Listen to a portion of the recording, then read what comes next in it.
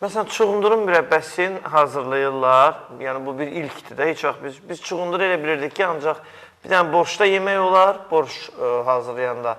Bir də turşularda istifadə olunur çuğundur. Çuğunduru kimi meyvə kimi götürür, xarta-xarta yeyir.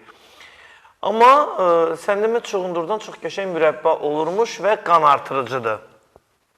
Çuğundur tək qan artırıcı deyil. Qan artırıcı kimi istifadə eləmək istəyirsənsə, çuğunduru çəkəndən sonra soyucuda qoymalısan. Soyucuda 2 saat qalmalıdır aşağı gözünə. O 2 saat qalandan sonra yenə də onun tərkibi dəyişilir. Qan artırmaq üçün faydalı olur.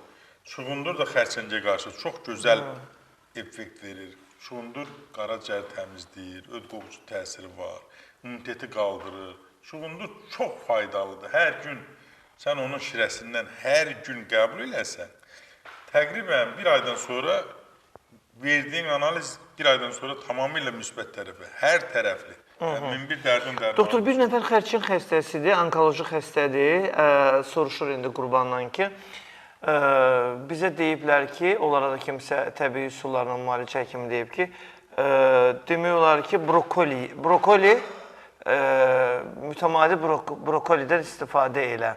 Brokoli doğrudan mı kömək edir, yoxsa? Bunlar hamısı, ta ki brokolidən çox qırmızı çuğundurun daha çox xeyri var. Xərçəng xəstəliyində. Xərçəng xəstəliyində. Ancaq... Şişi yetişdirmir? Yox, yetişdirmir. Brokolidə, yəni bunların hamısı mənası demək deyil ki, xərçəngə müalicə eləyir. Bunların hamısının mənası odur ki, xərçəngə qarşı dözümlük yaradır. Təzə başlanğıcı ləngidir. Yaradır da brokolidə? Yox, yaratmır. Qarşısını alır. Alır qarşısını. İlkin başlanğıc dövründə. Və birində formalaşıbsa brokoli neyniyəcək, çuğundur neyniyəcək, ləngidə bilər. Antioksidant nə varsa, onlar hamısı ləngidir. Omega 3 nədə varsa ləngidir.